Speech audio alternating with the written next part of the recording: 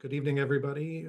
My name's Adam Simon. I'm the Executive Director of Kehillat Israel, and we're really honored to be hosting this important discussion with After the Fire USA. I want to first thank Cheryl Wada, excuse me, for connecting us to After the Fire USA for tonight's discussion. I also want to note that for those of you who are interested in donating to those in need during this devastating time, you can donate at ourki.org/firefund, and we'll put that into the chat for everybody later on. And for more resources, you can visit, we've set up a page at ourki.org/palifire, and that has all the latest information, resources for those impacted, and ways to help. So with that, I'd like to introduce Jennifer Gray Thompson, the CEO of After the Fire USA. Thank you so much, Adam, for the introduction, for hosting us. We're very honored to be here. I know the first thing that all of us are going to want you to know is that we are, so sorry for this loss and this trauma and this event, and we understand, having lived it, that this was the unimaginable that was brought to a horrible reality for you. We actually exist because in 2017, we had a mega fire where I live in Sonoma County. We lost 8,900 structures across 4 counties, 5,900, I'm sorry, in just Sonoma County. And because the era of mega fires we were not in process, we had nobody to call. We had nobody to call upon to really show us how do we make it through this terrible experience, and specific to mega fires. So we formed this organization thinking we were just going to help our 4 counties rebuild. And then 13 months later, the Camp Fire and the Woolsey Fire happened. And that's actually how I met Riva, who's on this call. So we are very honored to be here with you. We understand how personal but shared this experience is. For 7 years, we've been walking into virtually every mega fire that has happened across 4 states. We bring experts and people who've been through it, and to share their knowledge with you. And so today I want to share some of those people with you. I want you to know that this is not the last time that you'll see us. You'll see us for many times over the years, and that we're here for you, and that you are not alone. You don't have to reinvent everything, and we will stay with you. So the first person that I would like to introduce is Riva Feldman. Thank you, Jennifer, and thank you all for taking the time today to join us. I echo what Jennifer has said, that we are with you. I know how hard this time is, and my heart hurts for everybody impacted. By way of background, my first experience with a megafire was in 1993 in the Topanga Malibu fire. I had family lose a home. I was the last one in the house as we evacuated, and the first one back to the house to see that it was gone. I later worked for the city of Malibu, where I served for 16 years, and went through the 2006 and 7 Corral fires. And in 2017, had the honor of serving in mutual aid in Santa Rosa during the Tubbs fire. In 2018, I led Malibu through the Woolsey fire, and then later was able to serve in mutual aid for the Oregon fires in 2020. Joined with After the Fire to help support recovery in Maui this past year through the Lahaina fire. So I've been through this. I know how hard it is, and personally very connected both to the Palisades and Malibu communities. My first home was in the Palisades on Palisades Drive, and I raised my daughter in Sunset Mesa. Spent many years, obviously, in the Palisades, things that are important to our community, like the 4th of July parade. And, I remember the Palisades when Ralph's was actually Hughes, and the Bay Pharmacy was there. So have been there for many years. And again, my heart hurts for all of us going through this, but we are here to help make it a little better and hopefully answer some questions. So thank you very much. And go ahead. Thank you, Riva. Chris Smith. Good evening, everyone. I want to reiterate what my partners have said as well. We are certainly holding our hearts close, and yours as well, and understanding what you all are going through. As Jennifer said, my name is Chris Smith. I'm a dad. I'm a partner. I'm a son, and I'm an emergency management professional. In that order, and I think the thing that we think about here too is that family is very important through this time, and it's not what we do for a living, but how we do things with each other. So back to that little emergency management thing. I was a local emergency manager for a school district in Northern Nevada. My first fire experience was evacuating students out of a valley where we actually had fires going, and getting the kids out was very close. And we didn't lose any, thank goodness. I then became the state emergency management director and chief for the state of Nevada. Did that for a number of years, and then moved to Washington, D.C., and became the national leader for the individual assistance program, and did that for 7 years. The individual assistance program is the program that provides financial assistance and direct assistance to disaster survivors across the country when there has been a presidential disaster declaration. And I am here to convey our support and our expertise to support you through what you will be going through over the next days, months, and years. Thank you, Chris. Valerie Brown. Sorry. Can't hear you. Valerie is actually at the DRC, so she's doing the best she can with limited bandwidth and Wi-Fi. Still can't hear you. Okay, I'm going to skip you for just a second, and I'll come back to you. Dr. Adrienne Hines. Everyone, I'm so deeply sorry that we're here. Here we are in this club that we didn't sign up to be in, the disaster survivors. My name is Adrienne Hines. I am a clinical research psychologist at the VA National Center for PTSD and Stanford University.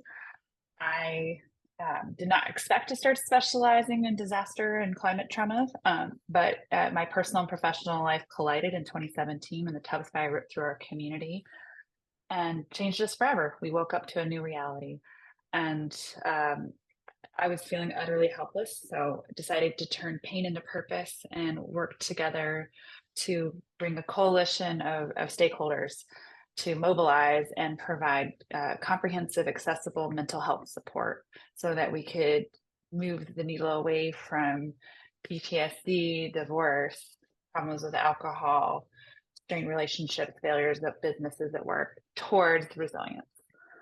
And so we had a multi-pronged approach. We developed a mobile app it was trauma informed, with a special focus for children, especially teens. We had several who had lost their school and their home, and sometimes even also their place of worship. So all their anchor points disappeared overnight.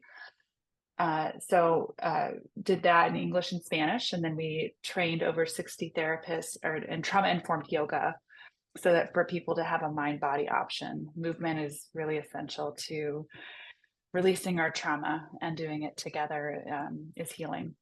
And then finally, we trained the workforce in an evidence-based protocol for disaster recovery called Skills for Psychological Recovery. So it was over 400 providers, which also included paraprofessionals. We made mistakes. We learned a lot. We would have done things different, and I'm here to share it, and just to also be here alongside you as a fellow traveler. You know, I evacuated with my kids. They were 1 and 4 in 2017. Did that 3 times. And so I know what that feels like. And we have, I think turning pain into purpose, we've been able to apply our knowledge and share it with so many other communities, most recently Lahaina. So there is hope. And right now it feels daunting and overwhelming, because it is. And so I hope we can all just embrace our shared humanity here and stick together. Thank you. Thank you, Adrienne. Valerie Brown, you want to try again? Let's try again. Can you hear me this time? Thank you. Sorry, I'm at the DRC in Palisades. You probably want to turn off your video while you're talking. It's very noisy, so hopefully you're not getting better. There we go. Let's do that. All right. Can you hear me better now? Excellent. Yes. Sorry, very low bandwidth here. So I am I'm based in Southern California. My community burned in 2007. I handled that long-term recovery, helping my friends and neighbors recover. And I've been in that space ever since. I've been working wildfires since then, and really trying to help get that community piece in place to help people recover. I'm an officer of California VOAD as well, so helping disasters across the country. You have to tell them what a VOAD is, Valerie. Okay. So VOAD is Voluntary Organizations Active in Disaster. And I'm the state officer here, vice chair, and actually it's coming up to 2 days to help here to get everything set up at the disaster recovery centers here. Thank you. Valerie actually knows a lot about insurance as well. And so questions will be about insurance will be directed to her. Okay, Brad Sherwood. Hi, good evening. It's an honor to be here and help pay it forward from what I've learned from my experience in the 2017 Tubbs fire. I'm a father of 2 kids. At the time of the fire, they were 7 and 5. Now they are grown teenagers, and so I have fully experienced the emotional roller coaster of having young children go through disaster and watch them grow into be resilient, sustainable teenagers. It's been quite a journey for the family. More than anything, I think I can call myself a community leader in rebuilding. In saying that, that means developing immediate needs for your immediate neighborhood. And that's through developing nonprofit support of your own and developing what's called a block captain program. So processes to get you and your neighborhoods rebuilt with the right information, with the right support, and the right partners. Professionally, I'm the assistant general manager at Sonoma County Water Agency. We're a wholesale water supplier to 9 cities and water districts. We too had water challenges and lost pressure in our fires in the Tubbs. These systems are complex, but when you have a massive fire as such, as we did, we also lost pressure and had those very same similar issues. But bottom line, I want to say that after the fire, USA helped our community rebuild. Jennifer and her team, and I'm proud to be a volunteer with this group, brought solutions. They brought creative, innovative ideas to the table. Our community would not have been able to rebuild as quickly and as successfully if it was not for After the Fire USA. I'm happy and proud to be working with Jennifer and this team, and I'll make myself available to your community as needed to ensure you also experience the same rebuild success. It can be done. We are a case study for that. Bless you all. Thank you, Brad. Brad's also been to a few fires with us over the years, and I appreciate that so much. Raina Pomeroy. Hello, everybody. I am glad to be here with you, and I'm also so sorry to be here with you. I can remember how it felt being in your shoes, being on a webinar late at night, probably with your family. I'm Raina Pomeroy. I'm a Southern California native. I grew up in San Marino. I'm a total loss survivor from the Marshall Fire. I lost my home in the fire that burned through my community in 2021. My family just got home to this house that we're in now about a year ago. It's a long and grueling journey, but I'm so grateful to be home, and that could be your reality too. Just a short personal story. Our fire had very strong winds, and I'm sure similar to yours, it can feel really scary. I asked my 7-year-old at the time, what if you could never come back to this house? What would you want to have? And I remember that being one of the last conversations we had in that home. They were 7 and my younger one was 2. And now they're 10 and 5, and they're joyful, like Brad said, resilient. And we've also had therapy and supportive school systems. So that has been an important part of the work. My claim to fame, and I guess why Jennifer asked me to be here, is that I love building virtual community. And that's what I do in my professional career. I do it with Dr. Becky, who's a clinical psychologist talking about parenting. But I also build community for Marshall Together, which is our local organization that we built for fire survivors after the Marshall Fire. And collective organization is a great way to get back on your feet quicker. I found it to be really healing, but also to connect with other people who are going through exactly what I'm going through virtually while we're all displaced was vital. So I just wanted to share that I have launched a community with and for the LA community. And I'd love to connect with you if you're interested in joining that. We have mentors and fire survivors from fires that have come ahead of ours and our fire as well. So I'm happy to be here and happy to answer any questions. Thank you, Raina.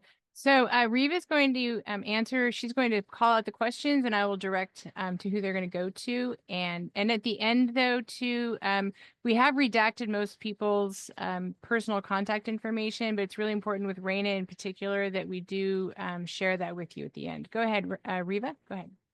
Great, thank you so much. So our first question is, first of all, thanking us for all being here, but says that they lost everything but a photo or two that has shown some hidden treasures in the rubble. Everything is toxic, and we are aching to get in and find those small items to keep close after losing everything. Can you please comment on this, as so many of my friends feel the same way, and what is the process, and also to ensure that the longer we wait, how will we get those things so that make sure they're not taken by other people? Great question. I'm actually going to start with Brad Sherwood on that one. So just to be very clear, I mean, each jurisdiction is going to be different in their debris cleanup process. Initial phases, obviously, they're public health and safety. So there's going to be a tremendous environmental cleanup process. In our situation, we were back on our lot through some public access points. They will check your driver's license, verify that you actually live on that street before you're allowed back into your neighborhood. And in our case, you're talking about a month, maybe even a month and a half, depending on how fast they can clean up the debris in certain zones. You know, the Red Cross was a tremendous resource for us, as they did have debris cleanup kits that they handed out at the time. The essentials is, you know, get ready with your debris cleanup box, get a good sifter, the necessary gloves, respiratory, and be ready to. So much gets glued together, unfortunately, with the metal that is in those in your home sites. But again, go to your local resource centers and ask your local officials on what their debris cleanup schedule is, particularly with the environmental cleanup. That is a major step that they will not allow anyone back until they get that stage done. And a note on how we know how hard it is to be patient, but the first thing that they have to do, quite frankly, is they have to go look for people who have passed away. And that's really important to be a respectful process. You don't want anybody up there, and it's also nothing that you want to be able to see. So we highly recommend as much grace and patience as you can offer yourself and the community. The next thing they're going to do is the EPA will go in and clean up all of the batteries and all of the toxic chemicals. Now, to be clear, the ash is very toxic. It's like an oily, it's not like your fireplace at all. It's important that you use PPE. Amazon actually in Good 360 staged this with our organization last year. And also Samaritan's Purse will be available to you, a nonprofit, and they'll walk you through that. You will be able to sift before it is all scraped. Some people choose to do it and some people choose not to do it. That's fully your choice. Raina, did you want to add anything to that? Yeah. You know, some people find something and some people find nothing. And it can be really hard to hear from your neighbor that you got something or they got something and you found nothing. And I still have that box of all of my ashed things in one of those big Rubbermaid containers in my garage that I haven't yet found the courage to go through. And it's not very much, but it's like, you know, a box that we had at the time. So yeah, I think I didn't have this advice, so I did go into my lot way too early. And I probably wouldn't have done that now that I know that, you know, there was a lot more toxicity around the space that we were in. And I also want to say, like, I brought my child to see the structure relatively early on because he was very curious, but I think that's a very personal decision. when you do that and whether you do that.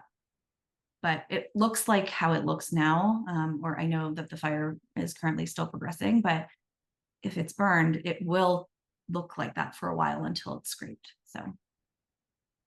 And they'll guard the area very carefully. It's even better than it was for us 7 years ago. Lahaina was very well guarded actually for over a year. That won't be the case for you. I doubt that, but there's a reason for it. It's hard to have patience. We totally understand, but it's an important process to keep you healthy. Thank you. Riva, do you mind reading the next question, please? Sure. Do you anticipate a coordinated cleanup by the city or FEMA, or does cleanup happen homeowner by homeowner? Oh, that's such a good question. Chris, I know you're IA, but do you want to take that one, or I can hand it to Riva? It's your choice. I'm happy to do that if Chris. Sure, go right ahead, Riva. Okay. It's a really good question. And again, you're going to learn a lot of things about things you never wanted to know about throughout this process. As Raina mentioned, they will eventually allow individuals onto their property if they want to sift through things. The city of Los Angeles, coordinating with the county and the state Office of Emergency Services, the Governor's Office of Emergency Services, will make a determination on the best way to proceed with debris removal. There's different routes that they can go. During the after the Woolsey fire, the county and the state took the lead in the cleanup, but in the Tubbs fire, it was the Army Corps of Engineers. So there are different routes that can be taken. And what will happen is the government entity that is the lead agency will ask property owners to provide them with a right of entry form, and you're basically allowing them permission to go onto your property. And they will first do what's called a hazardous material cleanup, where they remove anything that could be toxic, batteries, propane tanks, cars that have been abandoned. They tag all of that and remove that, and that goes to a specific landfill. Then the second part of the debris removal is all of the rest of the materials that are there. The professionals that do this are very experienced and very organized, and they do it block by block. They do it in ways that try not to impact structures that are remaining and people who are in those structures that are still there, to minimize and damage, air quality, and all of that. Once that's done, again, the lead agency will make a determination whether they remove the foundations or not. That obviously is something that has not yet been determined. And then that time they turn the property back to the property owner to move forward with the rebuilding process. There is an option for homeowners typically to not have the government entity clean their property for them. And in those cases, there are certain forms that a property owner will have to sign and ensure that they would be hiring licensed and professional contractors who have the authority to dispose of everything at the proper landfills. So that's a quick 101 on debris removal, and there will definitely be more information coming out from the city and the county on this. I would like to note that the chances of any of you keeping your foundations are slim to none. This is not a house fire. A house fire burns at a certain rate. This is about 2 to 3 times hotter than that. It is compromised, but you can often keep your retaining walls. You do have the right to be there while they are scraping your property. Chris, did you want to add anything to any of that information? Are we good?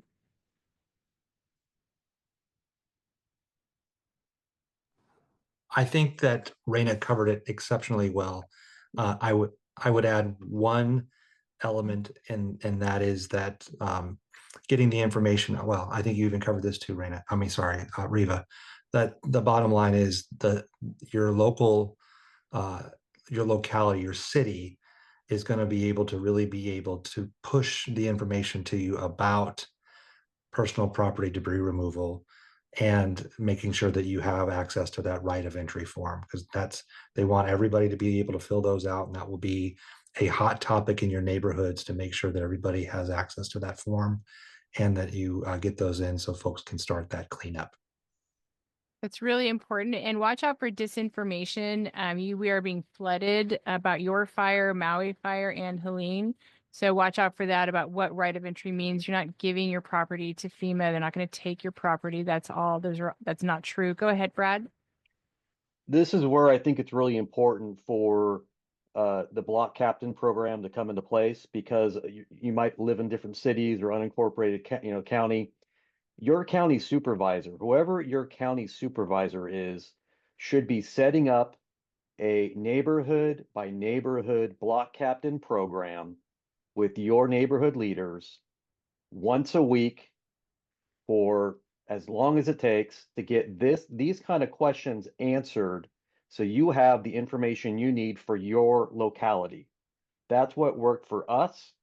That way you get the correct information, you get your local community's timeline for debris cleanup, you get the entry process. Your local county supervisor should be your leader in your rebuild. They should be bringing you the resources and the contacts, like Jennifer, for example, to the table. And it's up to your block captains, whom your neighborhoods could identify, to be at those meetings and then disseminate that information to your neighbors. So I just wanted to say that because it's so important. It's going to be so different for each city and unincorporated area. That's what worked for us. Block captain program. Have your county supervisor, if they've never heard of this, I couldn't, if they haven't heard of the block captain program, shame on them. I would say contact Sonoma County Supervisor James Gore. Sonoma County Supervisor James Gore, he's the president of the National Association of Counties right now. He developed and started our block captain program. And I'd be happy to send you his contact information. That's essential. To Can I- 600 people. Yeah, Yes, he'd love can I that. chime in? I think that some of the questions are on this topic of like sifting and getting on your property. I think it might be helpful for folks to hear like what is like a likely timeline of when they can touch their lot again. And I think that I don't know if those are the questions, but like I'm seeing like, will it get scraped before I even get to it? So I think there's a little bit of fear of not being able to see their property before the government touches it. There won't be. We can't know because the situation's still unfolding, so we can't know. But we do know that it's faster than it was in 2017.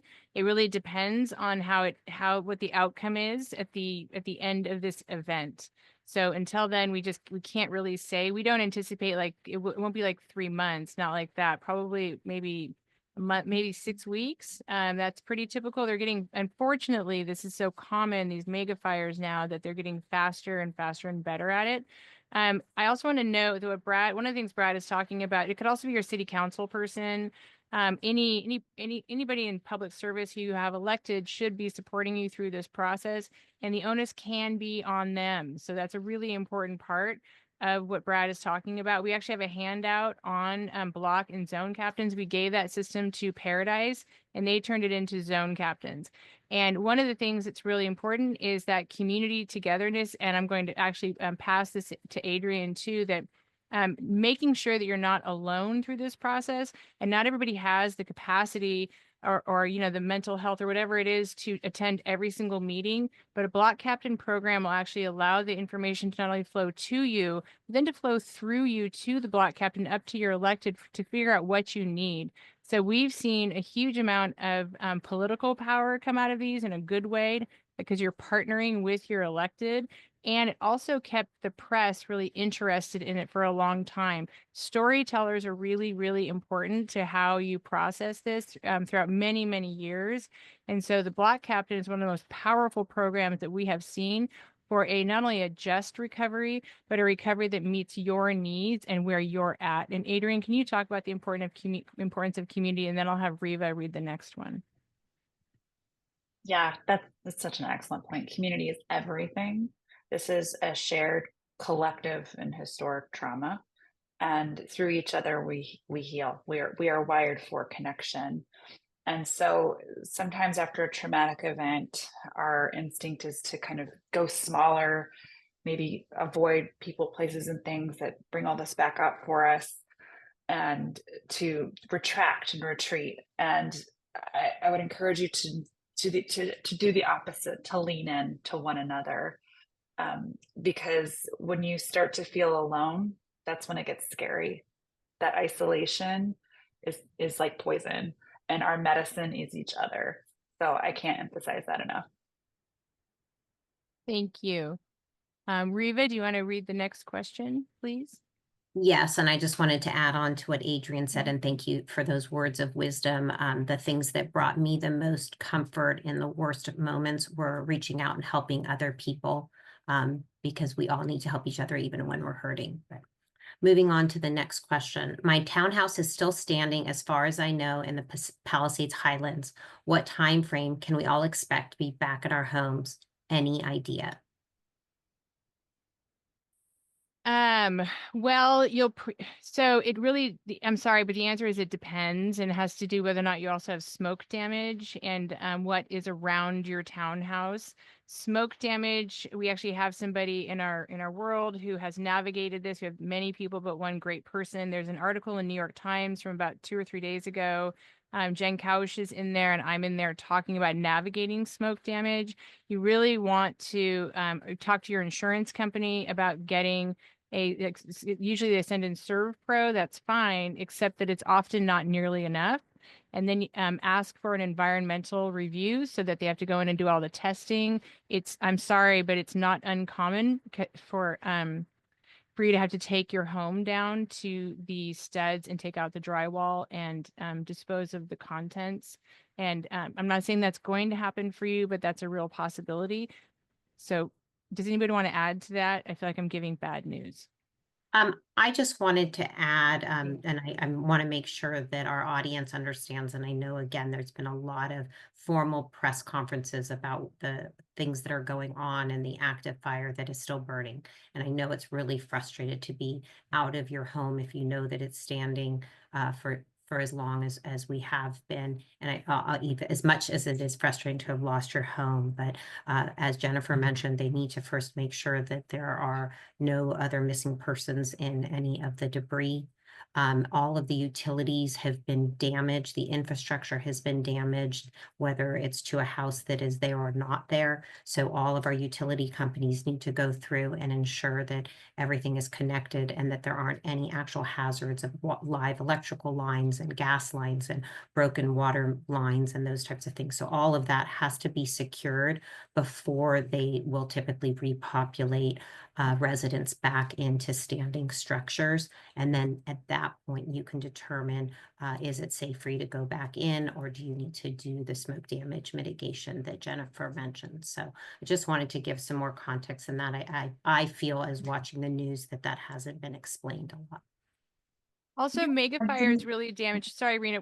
Sorry, Rena. 1 second. They damage the infrastructure under the ground, so that's something that's a little bit different about them because they burn so hot that usually the laterals that go to your house or that serve your downtowns, your mains are usually fine in water. I mean, Brad's the water expert. I don't know why I'm talking, but it's often that the laterals are broken. Those all have to be fixed, and so that would depend. And then, Rena, if you want to. Yeah, I would just say we had benzene contamination in a lot of our water pipelines that burnt in the fire, especially up in some specific sectors of our city of Santa Rosa.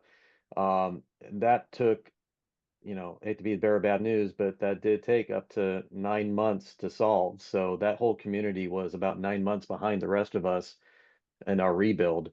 So it's important to, once again, when you get your block captain program set up, every week, once a week, you bring in your water department spokesperson, their director, to give you an update, and you keep the pressure on them to going out there, inspecting their water systems, and give you a timeline of repair so you can then organize your rebuild around the utilities. Because if your utilities are not in place and ready to function for your rebuild, it's going to hold everyone back. So again, you got it once a week, meet with your utilities to put the pressure on them. I'm a utility executive. I'm also a fire survivor. And I'll tell you, there's nothing better than hearing directly from your community and the block captains on a regular basis. Thank you, Rena. Yeah, really quickly. My home was the last one to burn on my block. And the next one was still standing. And unfortunately, she was grateful that her house was still standing, but we learned very quickly after many tests that her house was contaminated. And so, you know, I just want to set expectations for folks with standing homes that there might be some like, oh, thank goodness. And also there might be a long road ahead to get home. She was not home for, I want to say, 1.5 years after the fire. And it's a really tough road for some folks who have to go down to the studs. So I just wanted to mention that in case you hadn't heard it. Thank you. I appreciate that. Riva, you want to read the next question? Yes, and before I do that, apparently there have been several questions come in about whether this session is being recorded, and the answer is yes, and that will be available through the temple after this is over. So our next question is, how could a large city like Los Angeles, consisting of the Los Angeles Fire Department and Department of Water and Power, not be prepared with adequate water based on history such as mentioned by Brad Sherwood, especially since the high winds were forecasted? Brad, we're going to be careful a little bit, you all, because every fire is different, but Brad does have specialized knowledge. So I'm going to I am so classify. sorry. Can you just repeat that real quick? I was typing in an answer while you were Oh, doing that. I won't do that again. I'm sorry. Anna, you're muted. it's Riva. basically this. Here it is. Yeah. How could they? So the question is, how could a large place like Los Angeles, with all this infrastructure and knowledge of wind and all of that, not have the water infrastructure necessary in order to address the mega fire? This is a mega fire. This is not a normal fire. Yeah. So, I mean, all water utilities are regulated to have a certain amount of water in storage, right? There is not enough storage to respond to a mega fire, especially when you have water tanks, generators, valves that are catching on fire. You got to also keep in mind that with every house that's burnt down on TV, we see those gas lines on fire. Well, there's also water meters that are busted and water that's, you know, flooding the streets or flooding the lot. It's there is no good answer. I'll just say that. When you've got thousands of homes that go down at once, as in our fire, we operate a system that was also, you know, it's built in the 50s when we weren't building for mega fires. There are mitigation programs in place through FEMA. Every water agency has pre-hazard mitigation plans that, and Chris probably knows this, that every utility has to address disasters and be responsive, right, through these hazard mitigation plans. So mega fires, as Jennifer can attest, this is somewhat of a, I don't know, Jennifer, new, and are utilities ready for mega fires? Obviously not. Obviously not. What should we do to improve on them? I think that's exactly what every water leader in the state needs to sit down and say, how do we build up our systems? How do we pay for that in this new reality that we're in? And, you know, we've worked in mega fires across 4 states. I've never seen enough water in any of those fires. Never, because those hydrants are built for a house fire, maybe a little bit more than that. They're not built for 90. All mega fires are also wind events. They are not built for 90 mile an hour winds, ember cast, all of those things. And so it's a really unfortunate reality of where our infrastructure is now nationally, but that is the reality of it. And it does go all the way back to the 50s. Chris, did you want to add to that at all?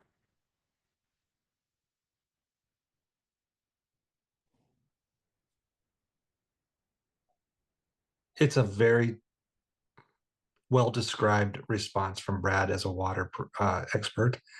From an emergency management perspective, all of these utilities are required to have disaster plans in place and catastrophic plans, and we build them to the capacity most of the times that are limited by our imaginations.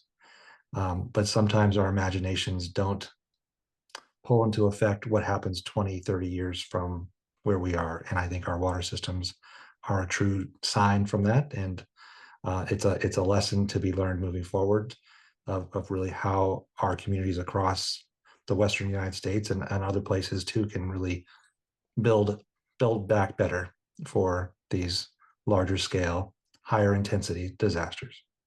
Thank you. Riva, next, is that Val? Nope, go ahead, Reva. Next question.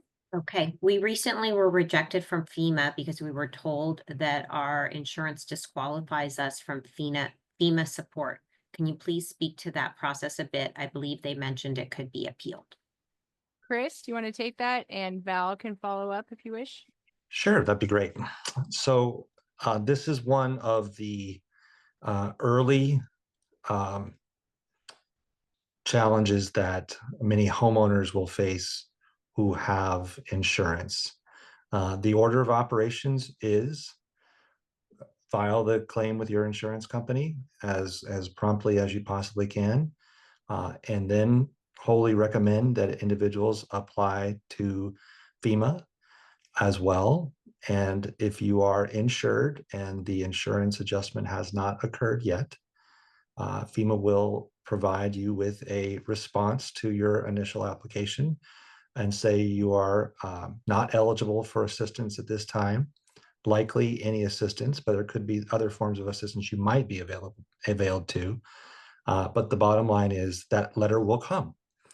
And FEMA in March of this year made a new process, improved their processes to allow for appeals to be a little bit more streamlined. It used to be that you would have to write a letter, a formal letter, and that was a barrier for many folks to do that. Now it's simply presenting information, potentially uploading it into your account, or going to a disaster recovery center, and they can take that information and put it into the system to be looked at for your appeal. And your appeal is simply saying, I have additional information, whatever that additional information is, and you're asking for reconsideration in your application. It is a process that is not perfect, but it is the process that is in place to ensure that everybody has an application and a response to that application, and then an opportunity to appeal. And there are no restrictions on how many times an individual appeals for a FEMA determination. So there can continue to be a dialogue, but the first one certainly is you indicated that you had insurance. We're going to let insurance take care of what insurance does first. And then FEMA may have an ability to provide assistance to survivors that are not, or that have benefits that have not been addressed by your insurance. One new addition also since March of 2024 is the ability for FEMA to provide funding to its disaster survivor that might be underinsured. So many homeowners, especially as we age, our properties might be underinsured, and that is an area where now FEMA can help to make up some of the difference of how much you might be underinsured, up to the amount of the federal cap, the highest end that you would be eligible to receive federal assistance for, and that just changed in October of 2024. I believe now it is somewhere. Help me out, Valerie. I forget what the number is off the top of my head, but it's I think it's 42.5 in that ballpark. 42.5, yeah. 42.5. So $42,500 is the maximum amount for housing assistance that FEMA could be able to provide to an individual there. And up to that cap could be the difference of what you might be underinsured by, but it can't be much any more than that. So that's the bottom line with the first appeal and the insurance appeal. And then you can appeal other decisions as they come about, but the insurance one will be the first one. And I know certainly in LA County right now, that is a topic of conversation, as many people are going online and saying, I applied for assistance and I immediately received a denial. And technically it's not a denial, it's just you're not eligible for any assistance right now, and appeal that when you have information. Valerie. Val, Oh, I'm yeah. going to have you go on. Just so you know, on our Facebook after the Fire USA, I did put up FEMA's note today about what a denial letter means and the process for appealing it. But go ahead, Val, if you could weigh in. Yeah, and the thing to bear in mind really is that denial is just we need more information. And so what is going to happen here is they're going to want basically proof that you have those underinsured losses or something that's not reimbursed by insurance. And that's what they're looking for, is that settlement letter from your insurance, or where they have paid out a certain amount so you can prove you are underinsured. And it's quite common to be underinsured. And if you need help with your FEMA appeals, there are services for that. There's lots of people who can help you with that at the local assistance center, the DRC. So don't be totally discouraged. Natalie, I think, just shared the block captain information, since we are hearing that there's a lot of questions about that. But let's go to the next question. Thank you, Riva. Thank you. And this is actually a two-part question. The first is, would it be possible to send a follow-up email with links you discussed and how to sign up for various organizations you discussed? And the answer is yes, and that will be distributed. And the second part of the question is, how do we reach officials to find out about debris cleanup? And since I am all alone, are there professionals or companies that can help me? Yes, there are. Brad, do you want to take that?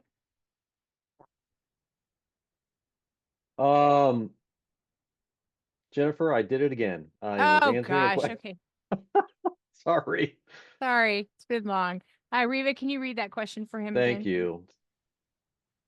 It's okay. Sorry, the question disappeared, so give me a second to find it again because we moved I it. apologize. I was That's getting okay. into the weeds on the block captain stuff One there. other That's thing, okay. may I say this about the point of being alone? This is another reason why to have a block captain system. You should not be doing this alone. You don't have to be alone through this. We have many neighborhoods where people did not even know each other before, and now they like are spooning in the streets on Christmas. Like it's a game changer for your community. But block captains are a huge, wonderful tool in that. So Debris don't feel like cleanup. you're Yeah. alone. Yeah, I mean, again, it all depends on what your local jurisdiction does, who they go with on debris cleanup.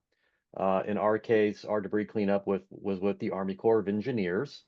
Again, we were allowed on our property within a month of the fire. We were able to sift through and get everything out that we wanted. And then we waited. You wait and wait until you get that email from your county office of recovery or whichever local jurisdiction is managing your recovery. And it gives you a date on when they're coming to clean up your lot. In our case, it just happened to be your lot's being cleaned up tomorrow, and we happen to be 8 hours away. And I wanted to be there. I wanted to be at the debris cleanup, which you can be unless rules have changed. But you should be there. You should be monitoring every step of your rebuild as much as you can, and you're allowed to. And so, is there one particular company or professionals? Not really. I mean, it totally depends on what the program is. If you go private, yes. If you go private, there are debris cleanup companies. Again, coordinate with your local county supervisor to get the proper resources available for those private companies. And Don't remember, do it alone. Yeah, don't do it alone. If you choose private, remember that that's toxic waste essentially. So it's not as simple as going to the dump. It's not like that at all. So Raina, you have your hand. Oh, go ahead. Check your debris cleanup policy, right? Riva, I mean, there's certain policy limits on debris cleanup in your insurance policy. So if you haven't already gone through your whole insurance policy to figure out how much you have in each bucket, I would do that immediately. Raina? Yeah, really briefly, I know there's a lot of excitement around the block captain conversation that Brad mentioned earlier. If you are not local to, your recovery, it can be really hard to feel like you are connected. And I have seen a lot of people who have felt disconnected find our Slack community and now have a community. One quick share I have is that one woman retired by herself and is severely underinsured. When she was finally able to build back, her whole neighborhood came to celebrate her. And it's just it brings our communities together as we recover, and virtual community or in-person community, like in Brad's example, both work, and each community, each neighborhood is slightly different. So you don't have to do it alone. I think that was my point. Yeah, and I'll just say, I know probably have a half hour or so more. The best thing I did with my family and my kids was we went to San Diego where there was a fire, the Scripps fire in 2007. And we walked down into a neighborhood that had been completely burnt down 10 years before our fire. And we saw what could be. We saw that a rebuilt community is beautiful, and people let us into their homes, strangers. When they heard we were fire survivors, they were like, you're part of our club. Come into our home. See the rebuild that was done in our home. I invite that into our community. I just want to put that out there.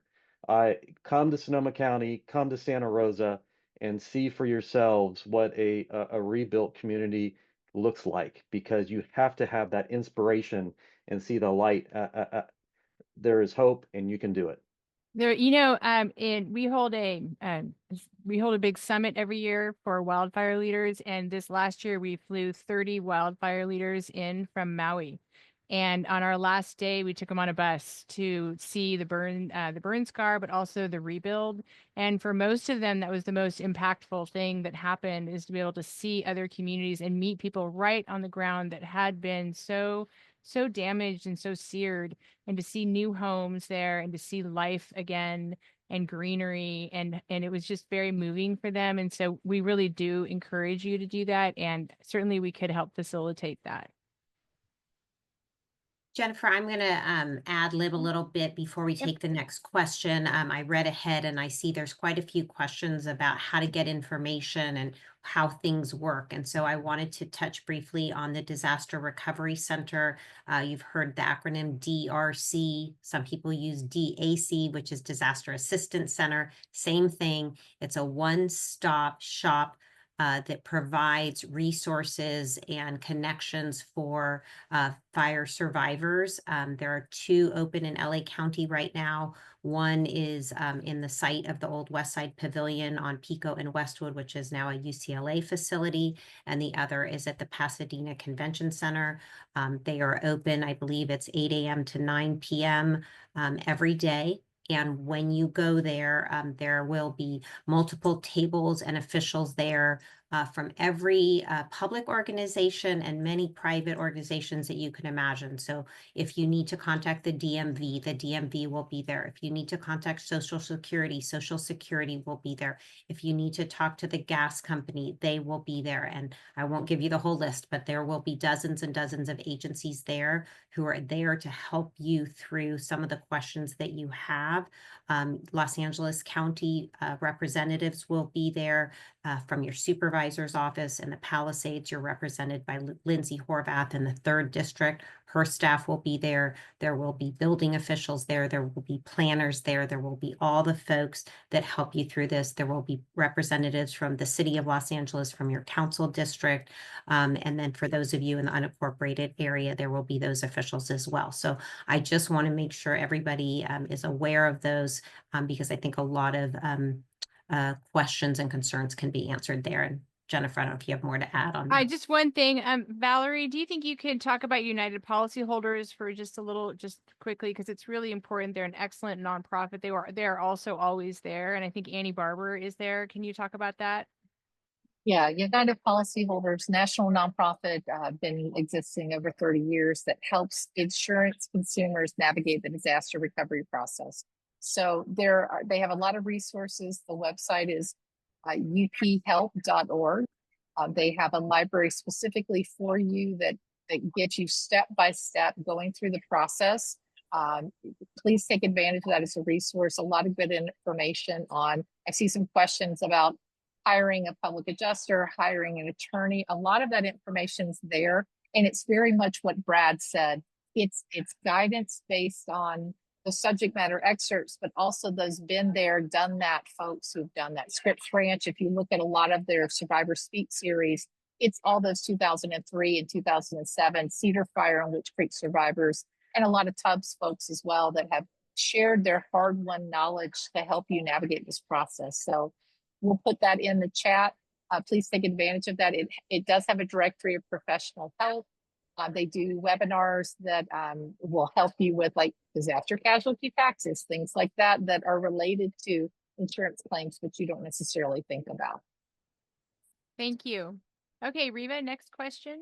Hi, so the next question is, will officials be going through our homes and the ashes before we have access to our property? And I see that Adam wanted to answer that question. No, I was just marking it for the next question. I'm so sorry. Okay, Jen, I'll let you take. Well, I'm actually going to let Brad take it because he's Yeah. off mute. I don't know.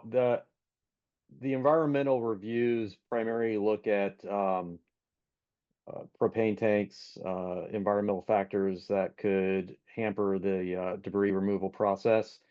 They will look for asbestos based on your build date.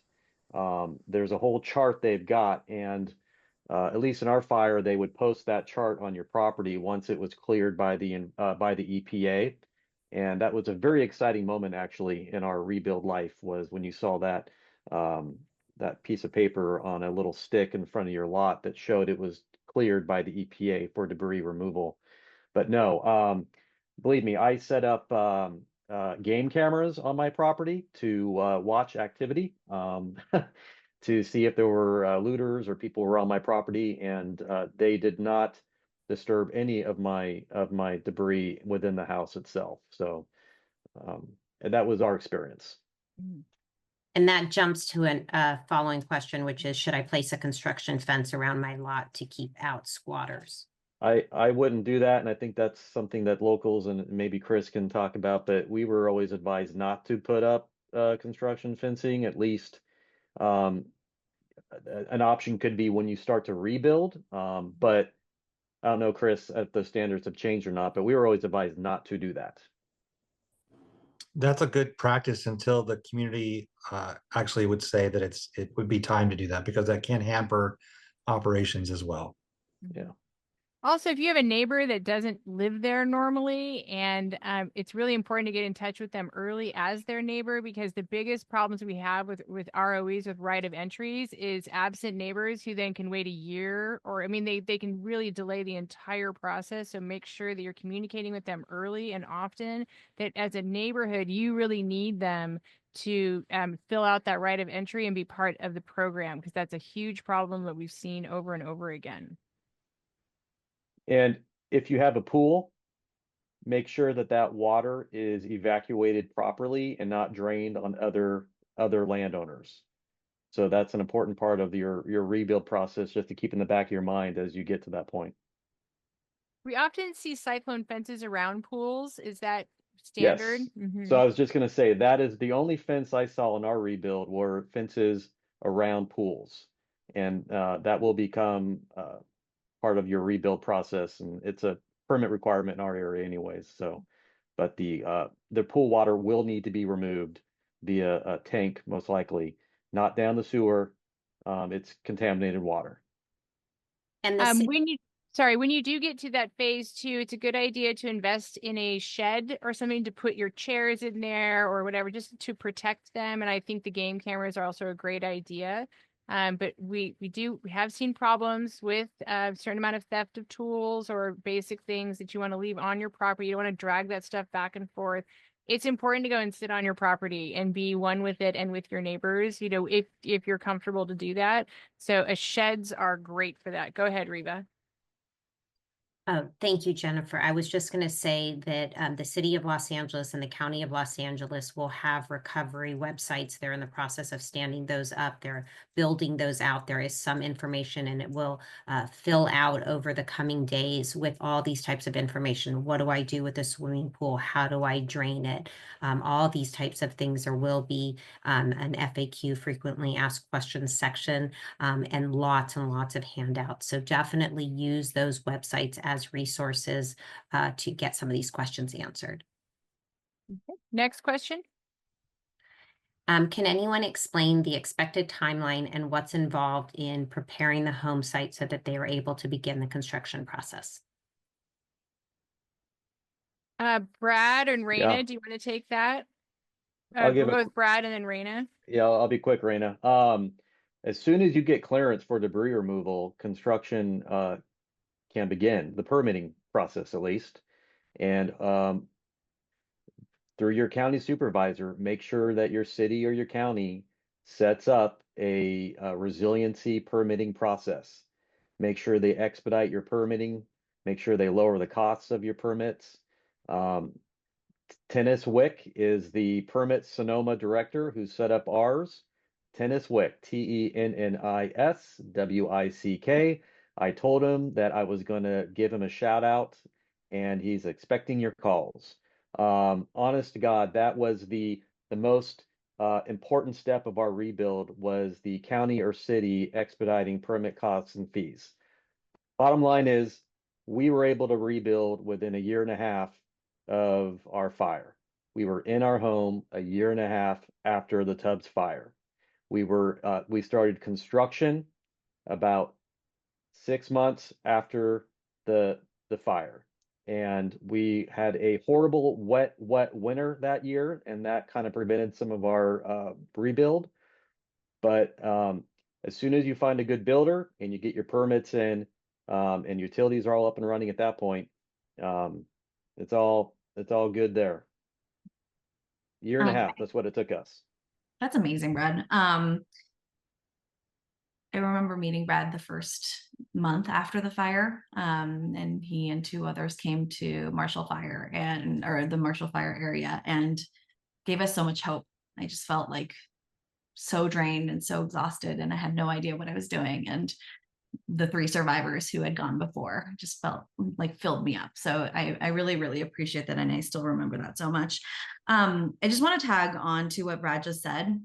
And I feel like there's been a theme about this, but I want to say it concretely. The more you organize with your neighborhood and community, the faster you will recover. It is exhausting to do it. And you will get home faster. You will get home. I don't know if I can say this, but like you might save some money in different ways. And you will be able to move bigger rocks with your jurisdictions. This one thing that I mean by this is when my community organized, we wanted to change our fence rules and covenants. And we advocated with the city. We had them change the rules. We went to city council, advocated for that change, and it went through unanimously. Had we gone one by one, never would have happened. And so, if you need to get your neighbors' phone numbers, this is your moment. I think it's really an opportunity to get together, band together, and find solutions that work for all of you. I know in different communities, people will build back in like a group effort. Our street didn't do that. We had different needs for our community, so we didn't do that. But I think there are some that went home a lot sooner, kind of like Brad's community, because they did coordinate so much more. So I just wanted to mention that. And Jen, you have something to say? Oh, I appreciate that. In Sonoma County, we were about 94% rebuilt at the 5-year mark. That's pretty unusual. If anybody comes to you and they're like, oh, Paradise or this community or that community, don't necessarily totally compare because everything is different. But there are reasons. And if you ever need to talk more deeply about that, I can certainly do that. But don't despair if you hear that like Paradise is only 30% rebuilt. Very different community, wonderful leadership there, by the way. Very different fire, except for the level of destruction. So just to bear that in mind, because it can be a little upsetting. Like we heard that from people in Maui this year, is they were like, are we just like paradise? And I said, you're actually nothing like paradise. Like they have their attributes, we have ours, and it is possible to completely rebuild your community in a number of years, but don't necessarily take anybody else's fire exactly the same. By the way, Raina is in Boulder County, Colorado. We changed a lot of the laws in California from our fire survivors, so you could get 2 years of ALE instead of 1 year, things like that. Colorado came after Oregon, and then they have actually improved all of the state legislation from there. They've now handed that to Hawaii, and so this is part of our Pay It Forward mutual aid. Go ahead, Brad.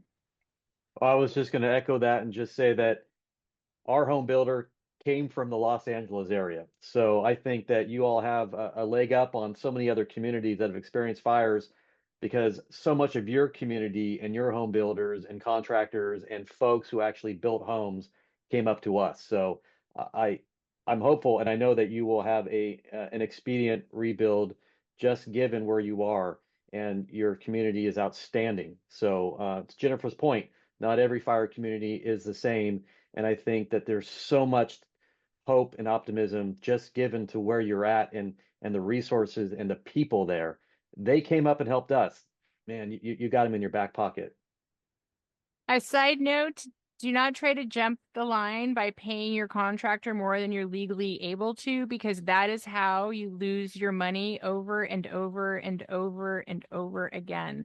The contractor that will break the law for you will do it for other people. And we have seen people lose hundreds of thousands of dollars and not have a rebuild. So please be mindful about that. One thing I want to do, Reva, before I go to the next question, is I'd like it if Dr. Hines actually addressed some, we're talking very technical here, but I want to do some social emotional really quickly because it's really important. So do you mind just taking a few minutes and talking about the fight or flight and your system? Yes.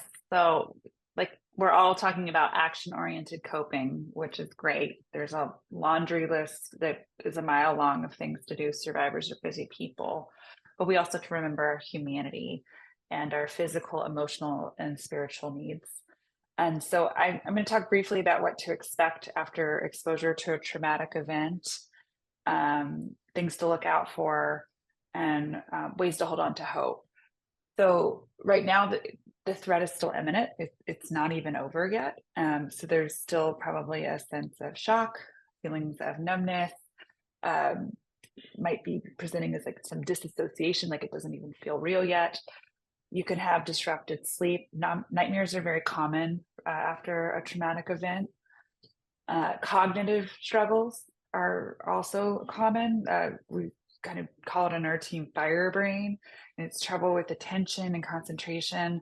Just release this expectation that you think you're going to be productive or you're going to track everything like you used to. It has nothing to do with IQ or capability. It's just the cognitive burden and is so overwhelming, and you only have so much bandwidth. So really practicing radical self-compassion around what you can take in. These do happen, but it's also important not to pathologize. You're having a human response likely to a very terrible, horrible thing that was out of your control. So just, kindness and understanding of yourself. And then there's also this idea of homesickness. It's like you can be back at your home, but you're homesick for it because it's not what it used to be. The landmarks are gone. The memories that and the items that reflected those memories are gone, and so they call that solastalgia, and it's associated with ecological grief. Things to do to move the needle towards resilience here are guardrails, sleep, social support, hydration, move your body, get in nature if you can. Reduce your trauma exposure, go on a news diet, basically restrict it to what you need to know, and just finding ways to hold on to hope, recognizing most people who do experience a disaster don't go on to develop PTSD, but you need those right systems of support in place. So like I said before, having each other, but right now art and music are a wonderful way to process what has happened. Storytelling, Gary Fisher says, take your broken heart and make art. So thinking about art in the community that could be a beacon of hope for others, and just planting the seeds for what could be versus, what we have lost, and holding to truth that, both there's loss and there's hope. So I'll stop there. But just talking, one more point, just down regulating the nervous system. We're in fight or flight. It's amped, it's adrenaline, and it's really hard to down regulate. So some grounding techniques, for example, we love the 5, 4, 3, 2, 1 exercise at our house with my kids, like 5 things you can see, 4 things that you can touch, 3 things that you can hear, 2 things you can smell, and then 1 nice thing about yourself. And then breath work, just remembering to breathe. We breathe in such a shallow level when we're in fight or flight. And just, it's free, it's always available to you. And just holding that, I always do the shape of my finger, a breath in, breath out. My kids taught it to me. Actually, they learned it in their social emotional learning curriculum at school. And I find that really helpful. So just remember, you're human, you have needs, and, this phase is very dramatic, but you have to care for yourself, because if you don't, the wheels fall off. And we all cried a lot, just so you know, we cried a lot. It's really important. Like, it's good to cry. It's, I often felt like I wasn't entitled to it because I didn't lose my home, but I would cry. I cried every day for 6 months. Like, that's the reality. And usually alone in my car when I was driving. It was just time for my cry. So I think that's really important, especially when you have such a level of destruction that your markers in your community that you're used to seeing. I remember being in Sonoma Valley, where I grew up, on a street corner with a CAL FIRE chief, and I didn't even recognize where we were. And sort of that loss of grieving of what you knew and what you took, thought was going to always be there. It's your life is worth grieving over what it was before, and you can't have that day back before. But you can absolutely reimagine what your life will be. You can recover, you can rebuild.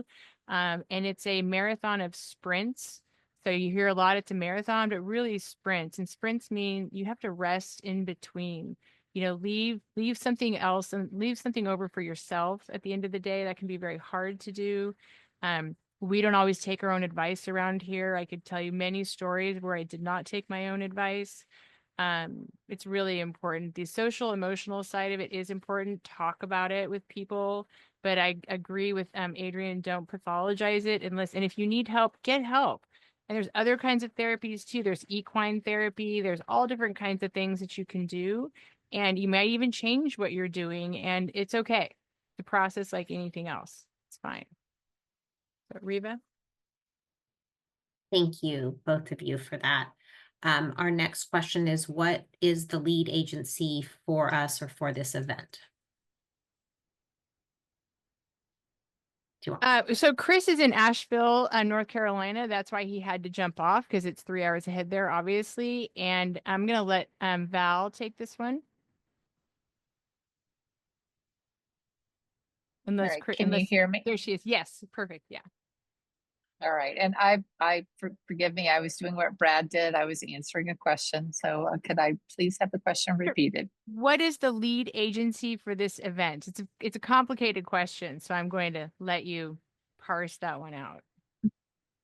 Well, so you've got Cal OES and FEMA obviously supporting the jurisdictions, but it's gonna be the local jurisdiction that's the ultimate responsibility. So when we're talking about like debris removal, if you're in the city of Los Angeles, or you're in the city of Altadena, that may be the jurisdiction that you're going to have those right of entry permits and things like that from. Some things may come from the county, but it's gonna be local, with the federal government partners and the state government partners supporting. Does that make sense? Mm-hmm.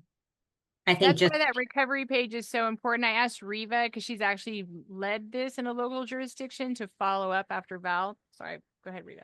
Thank you. Yes, Perfect. I was going to say that your first touch point is going to be with your local jurisdiction for those folks who are in the city of Los Angeles or any of the other neighboring cities. If you're in the unincorporated county area, then your first touch point is going to be with the county as your local government. And then those agencies will interact with the state and federal governments on your behalf, typically in terms of like big items. I'm going to go ahead to the next question. It says, for those homes that are still standing, I would like information on short and long-term health effects once the house is cleaned and soil and water have been tested. That's a very complicated question, in the sense, well, Riva, why don't you take that one? Well, definitely not an expert on that, but what I would definitely say is right now we can assume that the air in our community and around the Los Angeles basin is toxic, particularly with all of the winds that we have that are blowing all kinds of particles everywhere.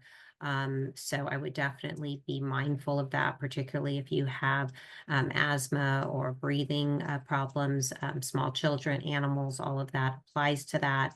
If and when you are near the burn zone or properties where there is loose ash, you absolutely need to wear an N95 mask, and I would recommend a respirator actually over an N95 mask. It is toxic material. You don't want to be touching it. You want to make sure you're wearing rubber boots so that it does not absorb into you, and protective clothing of all kinds, which are available to do those types of things. But I would be mindful of it once your property, if you did not lose your home, is properly cleaned. Make sure that the organization or company that cleans for you does change out all of your air filters, those types of things. I would also recommend for anybody who's been in the Los Angeles area this past week to change out your air conditioner filters, because they will also have absorbed a lot of the particles that have been in the air. So I'm definitely not a specialist in this, but those would be just some of my guiding principles. Okay, thank you. One of the new things that they did, I'm going to send it to Brad. In Lahaina, there was a lot of concern. We did not get good advice in 2017. They were like, go home and eat the vegetables out of your garden. You're fine. We were basically like licking the ash, and I mean, we had no idea. In Lahaina, FEMA placed air sensors everywhere for the entire period. You can ask for that. They're probably going to do that anyway, but they actually, in Lahaina, they asked for even more of them. You do have that right. Go ahead, Brad.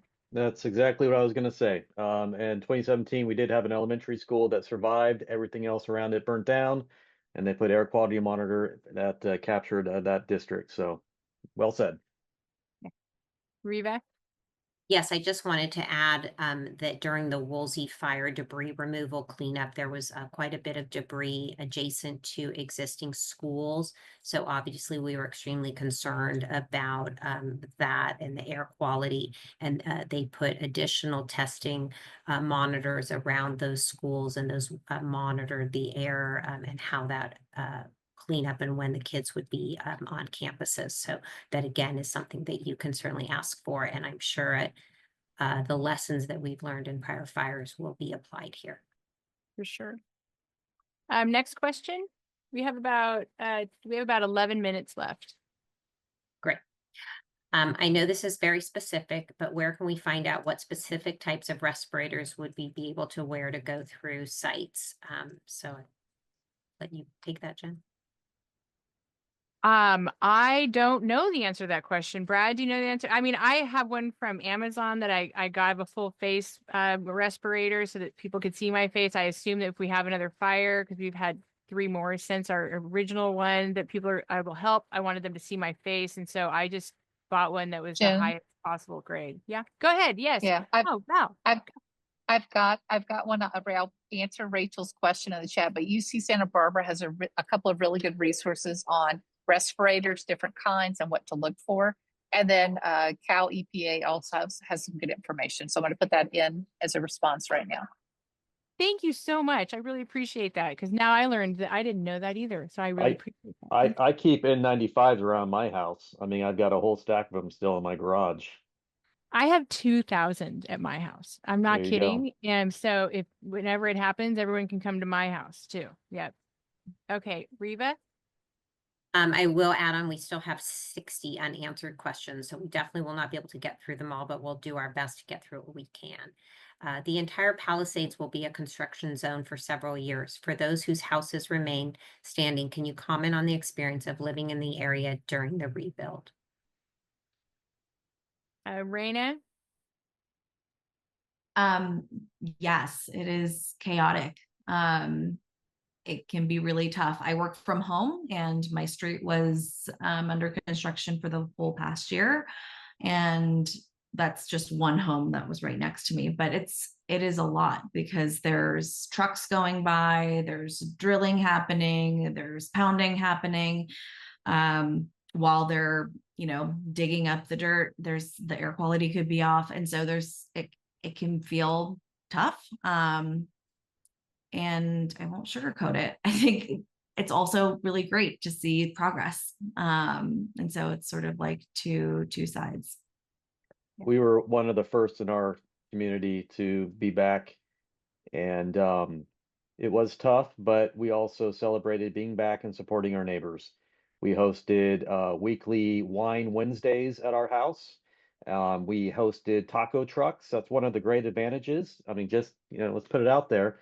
The taco trucks were amazing. When the rebuild activity and construction is happening, it just lightens the neighborhood and the mood, and you become a hub for neighborhood camaraderie. So you got to make light and see the positivity. I know it sucks right now, but once you get in the neighborhood, or if you're in the neighborhood already, please be a source of light and inspiration and hope.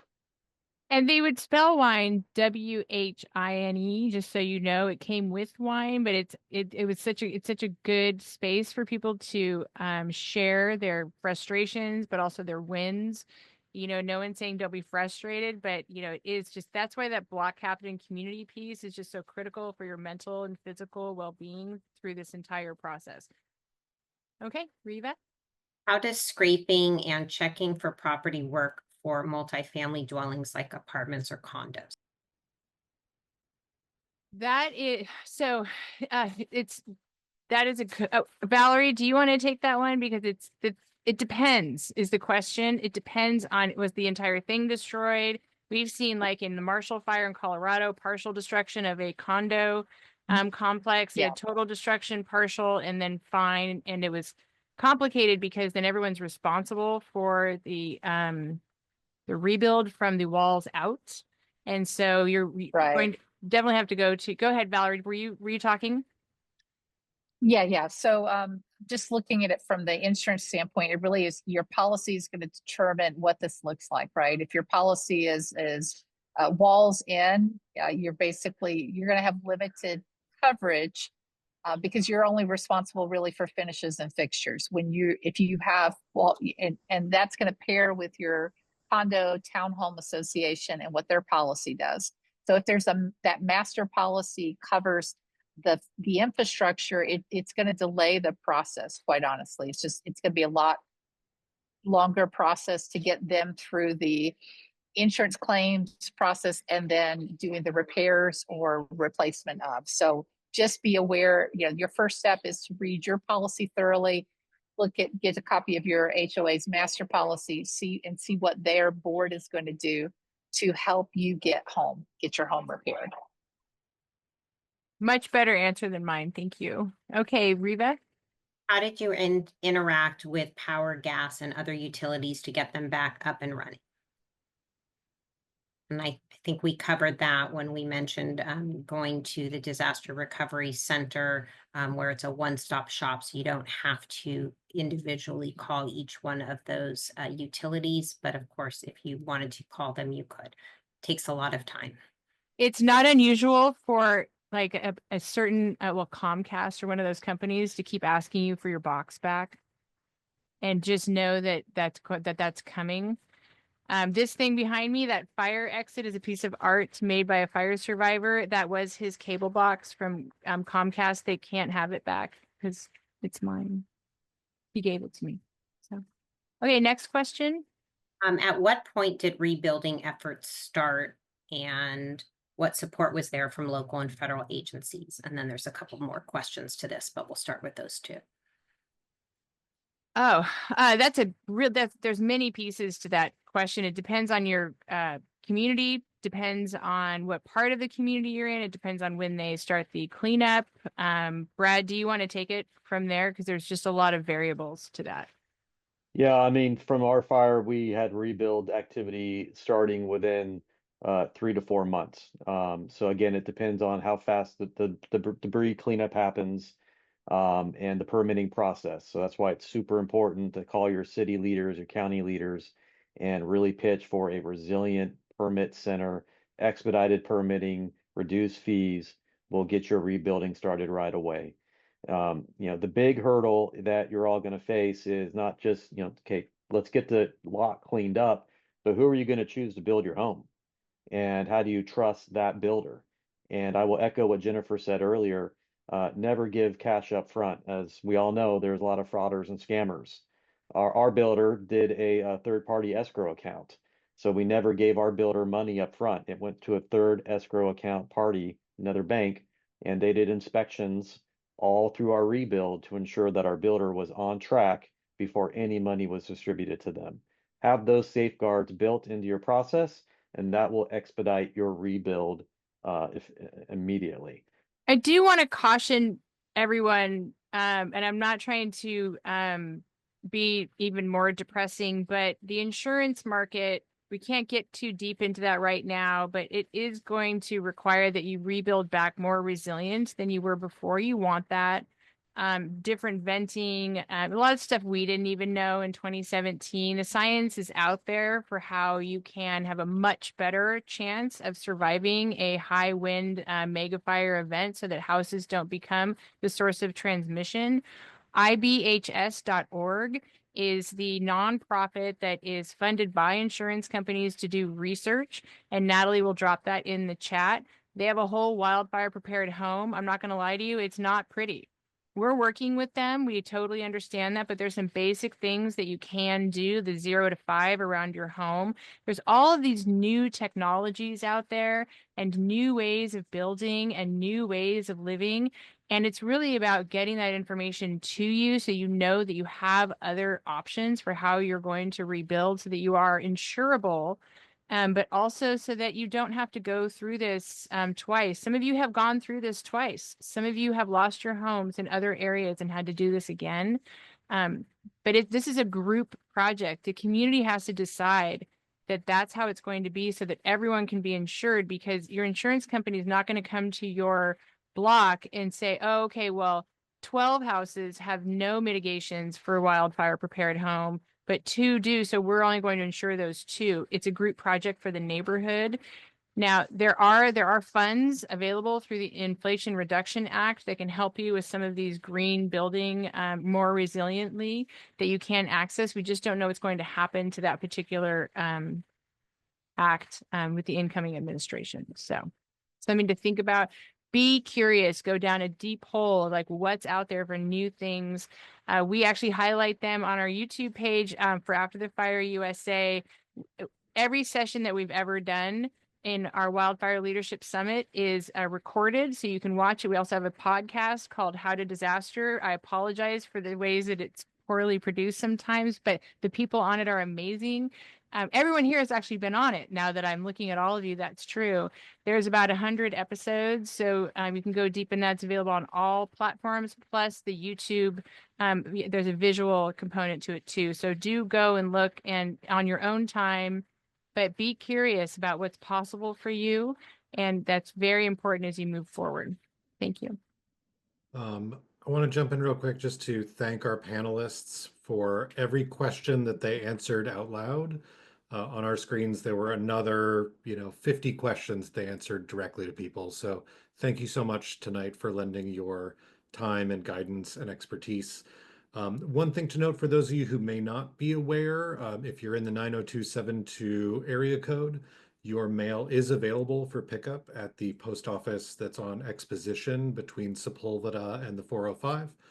And then also, if you are looking at, as many of us are, changing addresses temporarily, The folks at the post office highly recommend doing that online. It does get into their system and it forwards your mail much faster than filling out a form when you're there. So we received a lot of great questions. We didn't have time for all of them.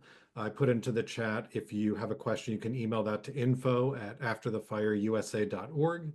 Any questions about or from Kehillat Israel, you can always contact us at info@rki.org. This session has also been recorded, so we'll have that up on our website as well once it's done processing. So once again, thank you so much to all of our panelists. Thank you to all of you for attending during this devastating time. We really appreciate everybody being here tonight. So good night, everybody. Yeah, thank you.